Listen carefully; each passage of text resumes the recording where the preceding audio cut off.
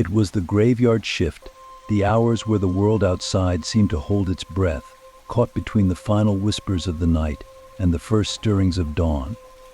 The call center was a fluorescent lit island in the sea of darkness outside, a place where time felt like it stood still. It wasn't the kind of job I had imagined for myself, but life had a way of steering you into places you never thought you'd go.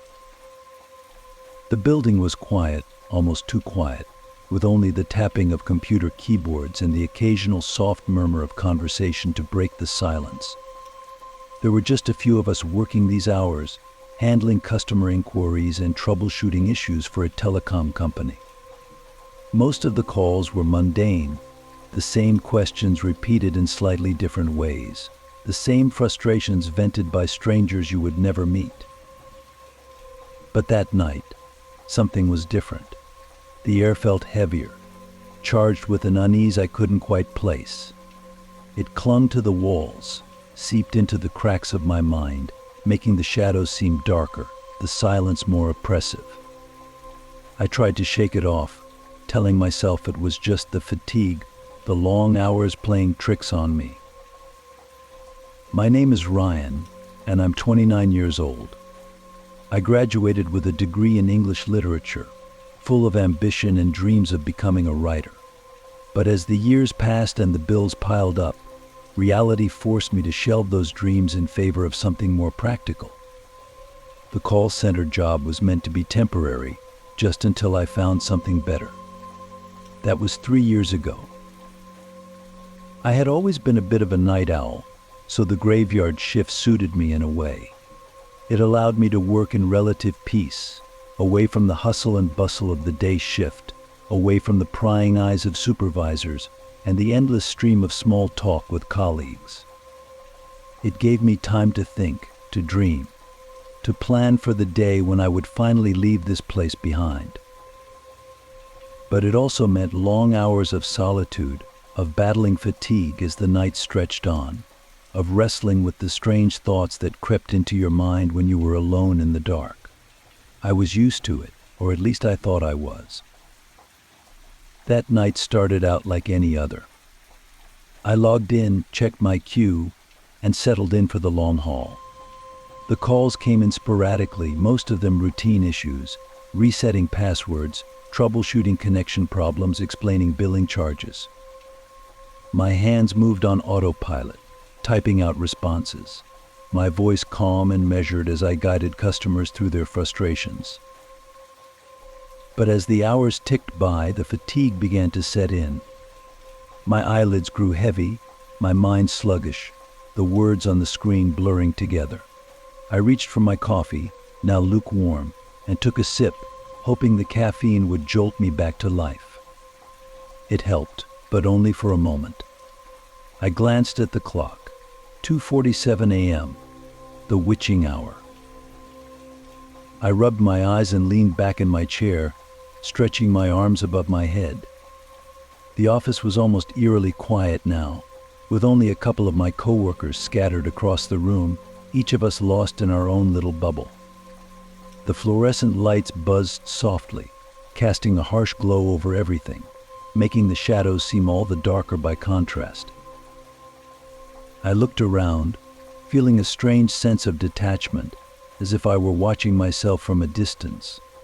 This job, this place, it all felt so mundane, so pointless.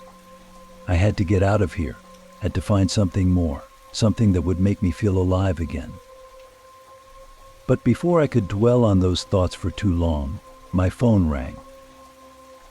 I snapped back to reality and reached for the phone, glancing at the caller ID. It was an internal call, coming from one of the other lines in the building. That was odd. Most of the calls we handled came from customers, not from within the office. I hesitated for a moment, a strange sense of unease prickling at the back of my mind, but then I picked up the receiver. "Hello, this is Ryan. How can I help you?" There was a moment of silence on the other end, and I thought maybe it was just a glitch, a missed dial. But then I heard it, a soft, raspy breathing, barely audible, like someone was standing just a few inches away from the phone, but too hesitant to speak. "Hello," I repeated, my voice tinged with impatience. "Is anyone there?" More breathing, this time accompanied by a faint crackling sound, like static. It sent a shiver down my spine, and I glanced around the room, half expecting to see someone watching me, playing a prank. But the office was as it had been, silent, empty, the few remaining co-workers absorbed in their own work. I was about to hang up when a voice finally spoke. It was low, almost a whisper, but there was something about it that made my skin crawl. "You shouldn't be here." The words were simple, but they carried a weight that I couldn't explain, a sense of foreboding that wrapped around my chest and squeezed. My grip on the receiver tightened, and I swallowed hard, trying to keep my voice steady. "Who is this?" No answer, just more of that eerie breathing, that crackling static. I could feel my pulse quicken, a bead of sweat forming on my brow. This was just someone messing with me, I told myself. A bored coworker trying to scare me to break the monotony of the night shift. But deep down, I wasn't so sure. "Look, if this is some kind of joke, it's not funny," I said, my voice firmer now, trying to assert control over the situation. "I'm hanging up." "No," the voice said suddenly, a sharpness to it that made me freeze. "Don't." I hesitated, the receiver still pressed to my ear, my mind racing. There was something in that voice, something that made my instincts scream at me to listen, to stay on the line, even though every rational part of me wanted to end the call and forget it ever happened. "What do you want?" I asked, my voice barely above a whisper. There was a long pause, and then the voice spoke again, softer this time, almost pleading. "You shouldn't be here. It's not safe." My heart pounded in my chest, my mouth dry as I tried to make sense of what was happening. The voice on the other end sounded desperate, afraid, but there was also something else, something darker, lurking just beneath the surface. "Why isn't it safe?" I asked, my mind a whirl of confusion and fear. The voice didn't answer right away. Instead, there was a long stretch of silence, broken only by the crackling static, as if whoever was on the other end was debating whether or not to continue. And then, finally, they spoke again. "You need to leave. Now." Before I could respond, the line went dead. I pulled the receiver away from my ear and stared at it, my hand trembling slightly. My mind raced with 1,000 thoughts, trying to piece together what had just happened. For a moment, I just sat there, staring at the phone, my heart pounding in my chest. I wanted to believe it was just a prank, some idiot trying to scare me for kicks, but there was something in that voice, something that made me doubt it was just a joke. I glanced around the office, half expecting to see someone watching me. But the place was as empty as before, my coworkers still absorbed in their work, oblivious to what had just happened. I considered telling someone, but what would I say? That I'd gotten a creepy phone call, and now I was spooked? They'd just laugh it off, tell me I was being paranoid. But as I sat there, the unease continued to grow, gnawing at my insides like a hungry beast. I couldn't shake the feeling that something was wrong, that I was missing something important, something that could explain why that voice had sounded so desperate, so afraid. I tried to go back to my work, to push the call out of my mind, but I couldn't focus. My eyes kept drifting to the clock, watching as the minutes ticked by, each one stretching out longer than the last. The office felt colder now, the shadows deeper, the silence more oppressive. Every sound seemed magnified, the hum of the lights, the soft clatter of keyboards, the distant rumble of air conditioning. And then, just as I was starting to calm down, the phone rang again. I jumped, my heart leaping into my throat as I stared at the flashing light on the console.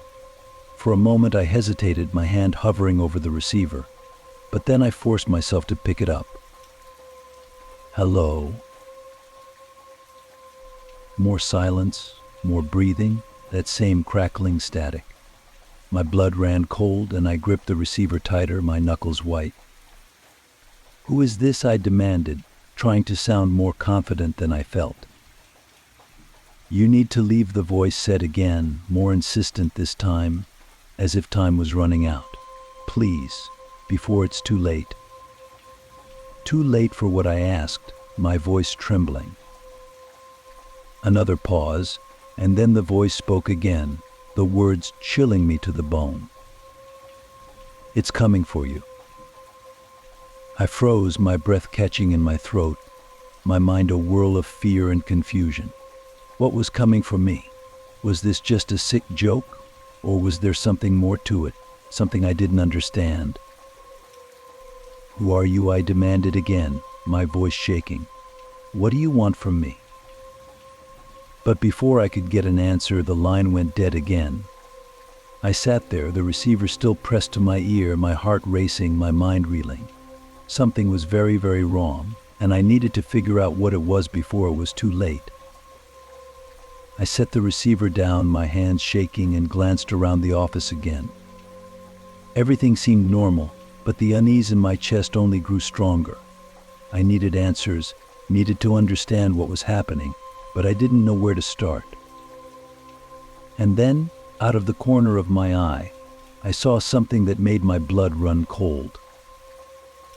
One of my coworkers, a woman named Sarah, was sitting at her desk, staring at her computer screen. She looked normal, just like she always did, but there was something off about her, something that made the hairs on the back of my neck stand on end. I watched her for a moment, trying to figure out what it was that had caught my attention, and then it hit me. She wasn't blinking. She was just sitting there, her eyes wide open, staring at the screen without blinking, without moving. A chill ran down my spine and I felt my stomach twist with fear. I wanted to look away, to ignore it, but I couldn't. Something was wrong with her, something that made my instincts scream at me to run, to get as far away from her as possible. But before I could do anything, she suddenly turned to look at me, her eyes locking onto mine. There was something in her gaze, something dark and malevolent, something that made me feel like I was being watched by something far more sinister than just a human being. I gasped and took a step back, my heart racing, but she just smiled, a slow, eerie smile that sent a wave of terror through me. And then she turned back to her computer, her fingers moving rapidly across the keyboard, as if nothing had happened. I stood there, frozen in place, my mind reeling. What the hell was going on? Was this all connected to the phone call? Was I losing my mind? I needed to get out of there, needed to find some answers. I turned and bolted for the door, my heart pounding in my chest, my mind screaming at me to run, to escape before whatever was happening caught up to me. But as I reached the door, I heard the phone ring again. The sound cut through the silence like a knife, stopping me dead in my tracks. I didn't want to answer it, didn't want to hear that voice again, but something compelled me to turn back, to pick up the receiver one last time. I walked back to my desk, my legs shaking, and picked up the phone, my hand trembling. "Hello, Mundi." The voice on the other end was different this time. It was calm, measured, almost soothing. "Ryan, you need to listen to me. You're in danger." My heart skipped a beat, and I swallowed hard, trying to keep my voice steady. "Who are you?" There was a pause, and then the voice spoke again, a note of urgency in its tone. "There's no time to explain. You need to leave the building right now. Don't look back. Don't talk to anyone. Just leave." I hesitated, my mind racing with 1,000 questions, but before I could say anything, the line went dead again. I stared at the receiver, my heart pounding in my chest. I didn't know who that voice belonged to, didn't know if I could trust it. But something inside me told me that I needed to listen. I grabbed my jacket and bolted for the door, not caring if anyone saw me, not caring if I got in trouble for leaving my post. I just needed to get out, needed to escape whatever was happening before it was too late. As I ran through the empty hallways, my footsteps echoing off the walls, I couldn't shake the feeling that I was being watched, that something was following me, closing in on me. I could feel it, a presence just behind me, its breath hot on the back of my neck. I reached the exit and pushed through the door, bursting out into the cold night air. I didn't stop, didn't look back. I just kept running, my breath coming in ragged gasps, my heart pounding in my chest. I didn't stop until I was far away from the building, until I was sure that whatever had been following me was gone. Only then did I allow myself to slow down, to catch my breath, to try and make sense of what had just happened. But no matter how hard I tried, I couldn't shake the feeling that I had escaped something terrible, something far worse than I could have ever imagined. And as I stood there, alone in the dark, I realized that my life would never be the same again. I never went back to that call center. I couldn't. The thought of stepping foot in that building again filled me with a dread so intense that it was almost paralyzing. I quit my job the next day, giving no explanation, just a short, curt email to my supervisor. I didn't care about the consequences, didn't care about the money. I just needed to get as far away from that place as possible. But even though I left the call center behind, I couldn't escape what had happened that night. The memory of it clung to me like a shadow, haunting my every waking moment, invading my dreams. I became paranoid, jumpy, always looking over my shoulder, always expecting to see those dark, malevolent eyes staring back at me. I tried to move on, tried to forget, but I couldn't. The fear had rooted itself deep inside me, a constant reminder that something terrible had happened, something that I couldn't explain, something that I couldn't escape. And then one day, I stumbled across a news article that made my blood run cold. It was about a series of mysterious deaths that had occurred at the call center over the past few years. Employees who had died suddenly without explanation, their bodies found in strange, unnatural positions, their faces twisted in expressions of sheer terror. The article mentioned that the building had once been the site of a psychiatric hospital, one with a dark and troubled history. Patients had died there under mysterious circumstances, their deaths shrouded in secrecy, their spirits said to haunt the building to this day. I realized, with a sickening sense of dread, that the voice on the phone had been trying to warn me, trying to save me from whatever had claimed the lives of those other employees. I had been lucky, too lucky. I had escaped, but just barely.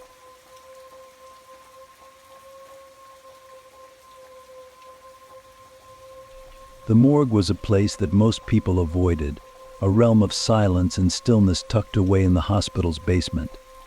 The air was always cold, the lights dim, casting long shadows that seemed to stretch and twist with every step you took. The walls, painted a sterile white, reflected the harsh fluorescent lights, making everything feel too bright and too sharp, like the edge of a scalpel. But for me, this was where I felt at home. It was where I found a strange sense of peace, a quietness that I could never find anywhere else. Here among the dead there was no chaos, no noise, just the simple, unchanging reality of death. It was a place where the living world could be kept at bay, where time seemed to stop. I was the night shift technician at the hospital morgue. My job was to receive the bodies, record their details, and prepare them for whatever came next, whether it was a simple autopsy, an examination, or the final trip to the funeral home. It was a job that required precision, attention to detail, and most of all, respect for the dead. But it was also a job that required a certain kind of person, someone who wasn't afraid of the dark, who didn't flinch at the sight of a body, who could face death every night and not let it get under their skin. And for the most part, I fit the bill. I wasn't squeamish, I didn't scare easily, and I had a deep respect for the work I did. But that night, something was different.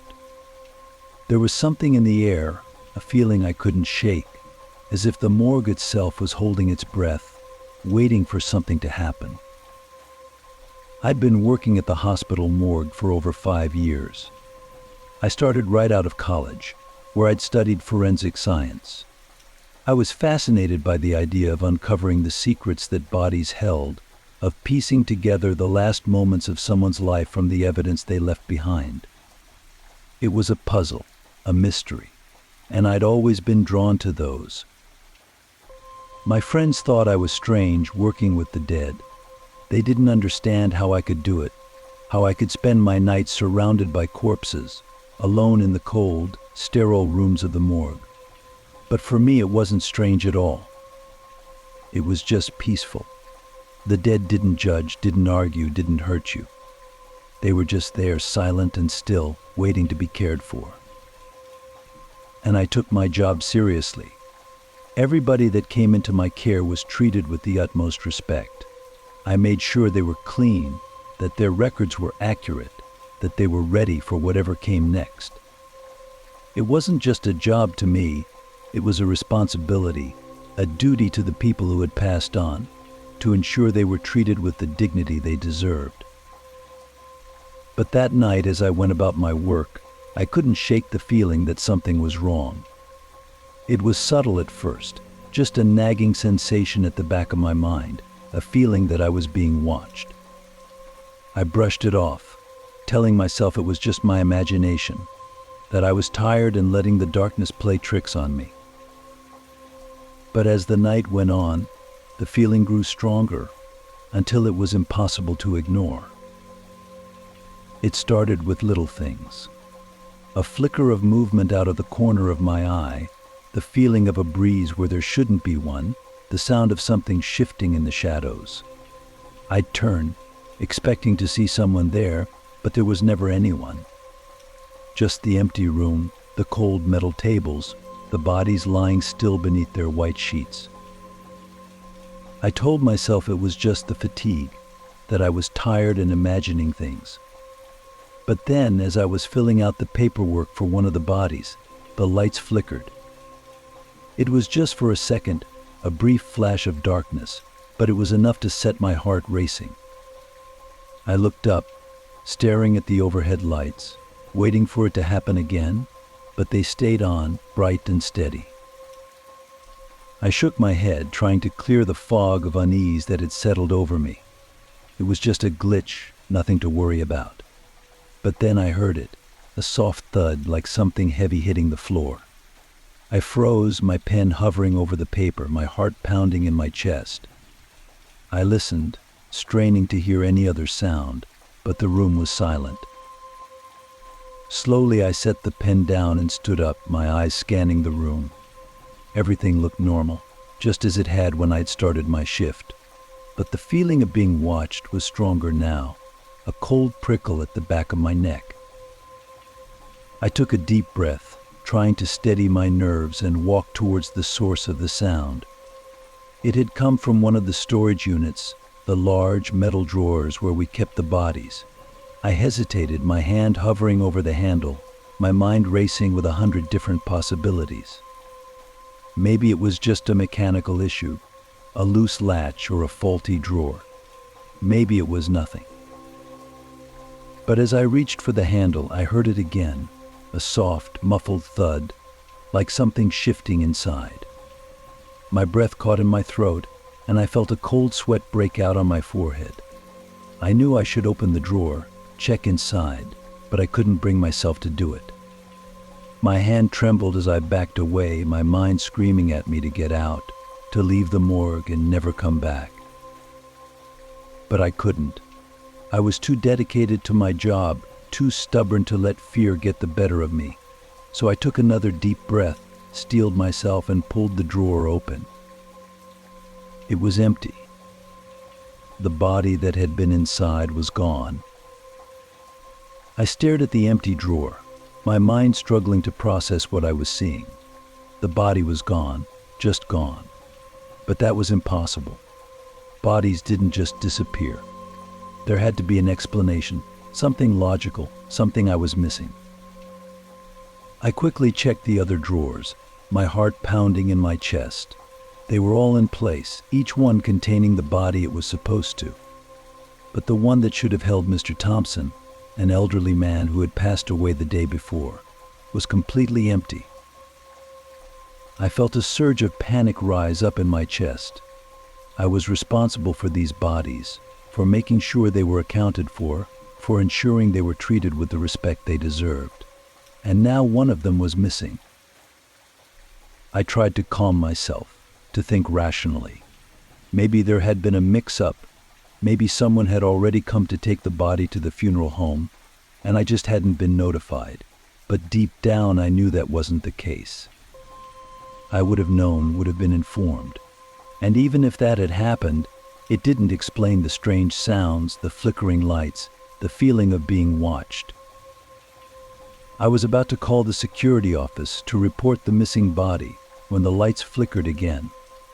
This time they stayed off for a full second, plunging the room into complete darkness before they snapped back on. And when they did, I saw something that made my blood run cold. In the corner of the room near the door stood a figure. It was tall and thin, its body draped in a tattered white sheet. I couldn't see its face, but I could feel its eyes on me, boring into my soul. For a moment I was frozen in place, my mind unable to comprehend what I was seeing. And then, just as quickly as it had appeared, the figure was gone. The lights flickered again, and the room was empty, just as it had been before. But I knew what I'd seen. I wasn't imagining it. Something was in the morgue with me, something that shouldn't have been there. I stumbled back, my hands shaking, my breath coming in ragged gasps. I needed to get out, needed to leave before whatever was in here found me. But as I turned to run, I heard another sound, this one closer, louder, a low growl, like the sound of an animal. I whipped around, my heart pounding in my chest, and saw the figure again, standing just a few feet away from me.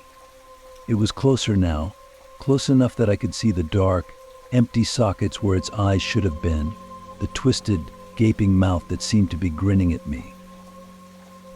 I let out a scream, my voice echoing off the walls of the morgue, and bolted for the door. But as I reached for the handle, it wouldn't budge. It was locked, the metal cold and unyielding beneath my fingers. I turned back, my breath coming in short, panicked bursts, and saw the figure moving towards me, its body gliding silently across the floor. I pounded on the door, screaming for help, but no one came.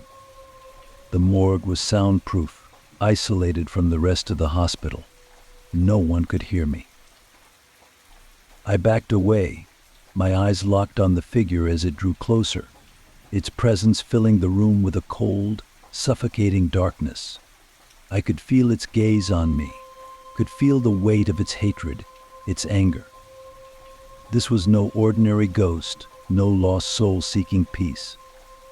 This was something darker, something malevolent, something that wanted to hurt me. And as it reached out a hand, its fingers long and bony, I knew that I was trapped, that there was no escape. My back hit the cold metal wall of the morgue, and I realized I had nowhere left to run. The figure was just inches away now, its skeletal hand reaching out towards me, its mouth opening wider, revealing rows of sharp, jagged teeth. I closed my eyes, bracing myself for the pain, for the end. But instead of cold, bony fingers, I felt something warm and wet on my face.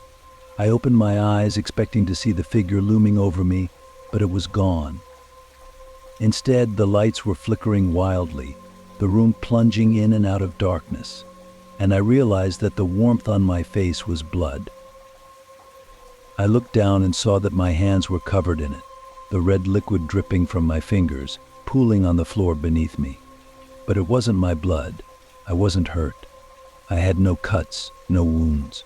The blood was just there, appearing out of nowhere, staining my clothes, soaking into the fabric. I let out a choked sob, my mind racing, trying to understand what was happening. But before I could make sense of it, I heard the growl again, low and menacing, coming from somewhere behind me. I whipped around, expecting to see the figure, but the room was empty. Just the cold, metal tables, the empty drawers, the bodies lying still beneath their sheets. But the growl was still there, growing louder, closer, as if it was coming from within the walls themselves. I pressed my hands over my ears, trying to block out the sound, but it was no use. It was everywhere, surrounding me, filling the room with its terrible, inhuman noise. And then, as suddenly as it had started, it stopped. The silence that followed was deafening, a heavy, oppressive stillness that made my ears ring. I stood there, my body trembling, my mind on the brink of collapse, waiting for whatever was going to happen next. And then the door opened. I turned, expecting to see a coworker, a security guard, someone who could help me. But the doorway was empty, just a dark, yawning void that seemed to stretch on forever. I knew I shouldn't go through it, knew that whatever was waiting for me on the other side was far worse than anything I'd experienced so far. But I was drawn to it, compelled by some unseen force, my feet moving on their own, carrying me towards the darkness. I stepped through the door, and the world fell away. When I woke up, I was lying on one of the cold, metal tables in the morgue. The lights were bright, too bright, searing into my eyes. I sat up, my head pounding, my body aching, and looked around. The room was empty, just as it had been before. No figure, no blood, no sounds. Just the cold, sterile morgue, the place I'd worked for the past 5 years. But something was different. I could feel it, a shift in the air, a change in the atmosphere. It was as if the morgue itself was alive, watching me, waiting for me to realize what had happened. And then it hit me. The figure, the blood, the sounds, it had all been real, but not in the way I'd thought. It hadn't been a ghost, or a demon, or some other supernatural entity. It had been me. I was the one who had been haunting the morgue, trapped in a loop of my own making, reliving the final moments of my life over and over again. I had died that night, killed by whatever dark force had taken over the morgue, and now I was just another spirit, another lost soul, doomed to wander the halls of the hospital forever. I looked down at my hands, expecting to see the blood again, but they were clean. But I knew it was there, just beneath the surface, waiting to spill out, to remind me of what I had done. And as I lay back down on the cold, metal table, I realized that I would never escape this place, never be free from the horrors that had taken my life. I was trapped, just like the bodies in the drawers, just like the souls that haunted the morgue. And there was nothing I could do to change it.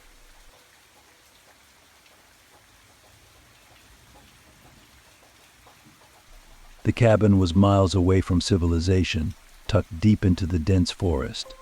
It had been built as a research outpost decades ago, back when the area was still of some scientific interest. Now it was more of a forgotten relic, a place where few dared to venture, and fewer still remembered. The road leading up to it was little more than a dirt path, choked with roots and overgrown with weeds, the trees pressing in on all sides as if trying to swallow it whole. I had taken the job because it was supposed to be an easy gig, just a few weeks of solitude monitoring some outdated equipment, taking notes, and sending reports back to the main office in the city. It was perfect for someone like me, someone who enjoyed being alone, who relished the idea of escaping the noise and chaos of the world. The main building was small, just a single story with a few rooms, a kitchen, a living area, a bathroom, and a storage room filled with dusty old equipment. It was musty, the kind of place that had been lived in by many but cared for by few. The furniture was old, mismatched, and the floorboards creaked with every step. The windows were covered in grime, letting in only a faint, dirty light that did little to brighten the gloomy interior. Outside, the forest stretched on endlessly, an ocean of green and brown that seemed to go on forever. The trees were tall and ancient, their gnarled branches reaching up towards the sky like twisted hands. The air was thick with the scent of pine and damp earth, and the only sounds were the rustling of leaves and the occasional call of a distant bird. It was quiet, peaceful in its own way. But there was something else too, something unsettling that I couldn't quite put my finger on. A feeling that I wasn't really alone, that the forest was watching me, waiting for something. I brushed it off as nerves, telling myself that it was just the isolation getting to me, that I was being ridiculous. But the feeling didn't go away. My routine was simple. I would wake up early in the morning, make myself a cup of coffee, and spend the first few hours checking the equipment. Most of it was ancient relics from a time when this place had been more than just a forgotten outpost. There were old weather monitoring devices, a couple of radios, and some other machines that I wasn't even sure were still functional. My job was to make sure they were all working properly, record any data, and send it back to the main office. After that, I'd spend the rest of the day doing whatever I wanted. Sometimes I'd read a book. Other times I'd take a walk through the forest, exploring the area around the cabin. I liked the solitude, the peace and quiet that came with being so far away from everything. There was something calming about the isolation, about knowing that there was no one else around for miles. But there was also something disconcerting about it, something that made the hairs on the back of my neck stand up. The forest was too quiet sometimes, too still. It was as if the trees themselves were holding their breath, waiting for something to happen. And every now and then, I'd catch a glimpse of movement out of the corner of my eye, a shadow that didn't belong, a flicker of something just beyond the edge of my vision. At night, the feeling was even stronger. The cabin was pitch black, the only light coming from the old oil lamps I'd found in the storage room. I didn't mind the darkness, it was something I was used to. But there was something about the shadows in this place, something that made them seem alive, as if they were watching me, waiting for me to let my guard down. It started as a faint sensation, barely noticeable at first. I would be sitting in the living area, reading a book, and suddenly I'd feel it, a prickling at the back of my neck, a feeling that someone was standing right behind me, staring at me. I'd turn around, but there was never anyone there. Just the empty room, the shadows cast by the flickering lamp, the creak of the old floorboards. At first I tried to ignore it. I told myself it was just my imagination, that I was letting the isolation get to me. But as the days went on, the feeling grew stronger. It was no longer just a fleeting sensation. It was constant, always there, like a weight pressing down on me. I started to notice other things too. Strange noises in the middle of the night, scratching sounds, like something was trying to get in through the walls, footsteps outside the cabin when I knew there was no one else around. Sometimes I'd hear whispering, just at the edge of my hearing, too faint to make out the words but clear enough to send chills down my spine.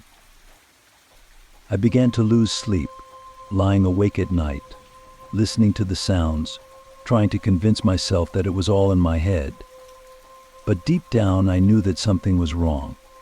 There was something out there in the forest, something that was watching me, waiting for me to make a mistake.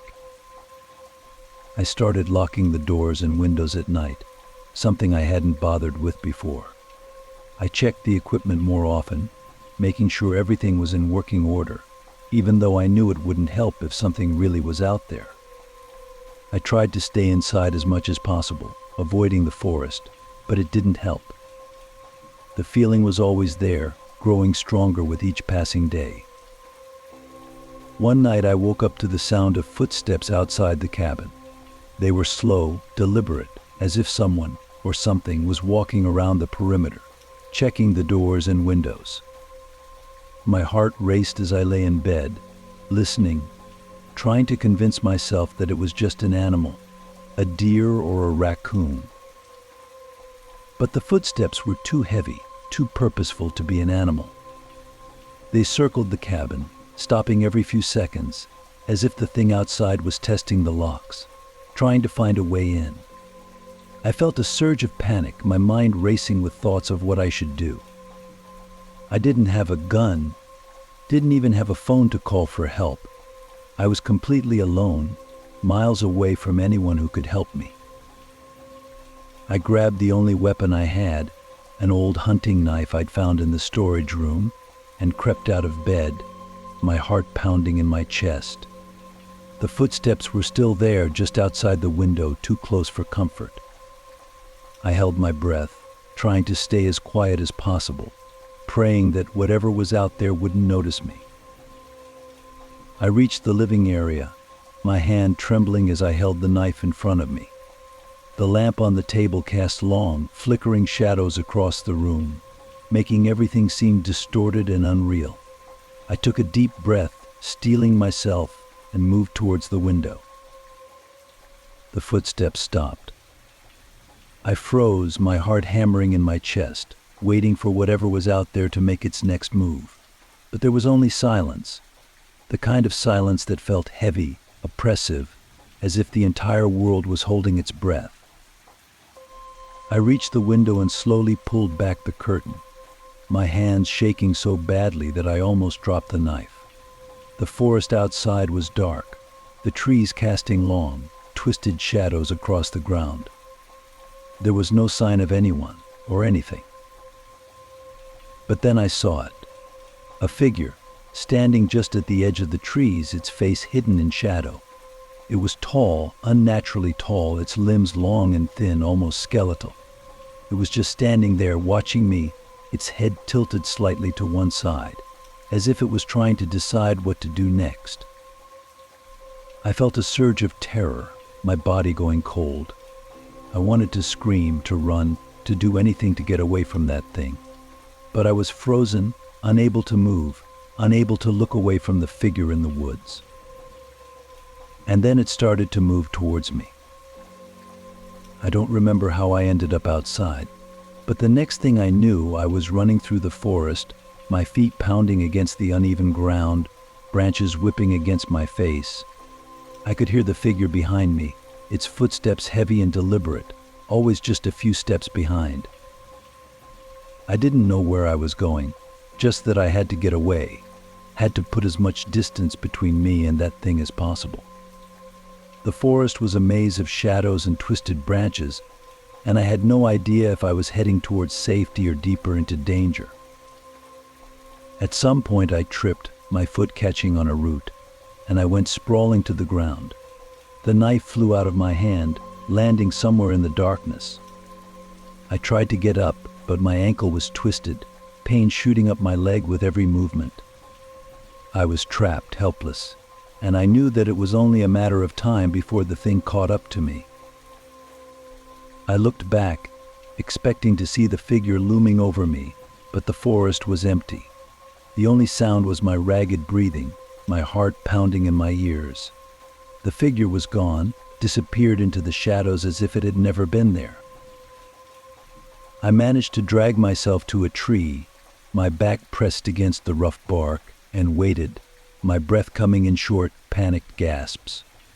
But the figure never appeared. The forest was silent, the oppressive feeling of being watched gone as suddenly as it had come. I don't know how long I sat there, waiting for something to happen, but eventually the fear began to fade, replaced by a deep, bone-weary exhaustion. I must have fallen asleep at some point, because the next thing I knew, it was morning, the sun filtering through the trees, casting long shadows across the forest floor. I got up, my ankle throbbing with pain, and made my way back to the cabin. It was still there, untouched, the door locked just as I had left it. Inside, everything was just as it had been the night before. as if nothing had happened. But I knew that it had. I knew that something had been out there watching me, following me. And even though I never saw the figure again, the feeling never went away. The feeling that I wasn't really alone, that something was always watching, waiting for the right moment to strike. I left the outpost as soon as I could, returning to the city, to civilization. But even now, I can't shake the feeling that something followed me back. That somewhere in the shadows, it's still watching me, waiting. And every time I close my eyes, I see that figure standing at the edge of the trees, its head tilted, watching me, waiting for me to let my guard down. I don't think I'll ever feel safe again.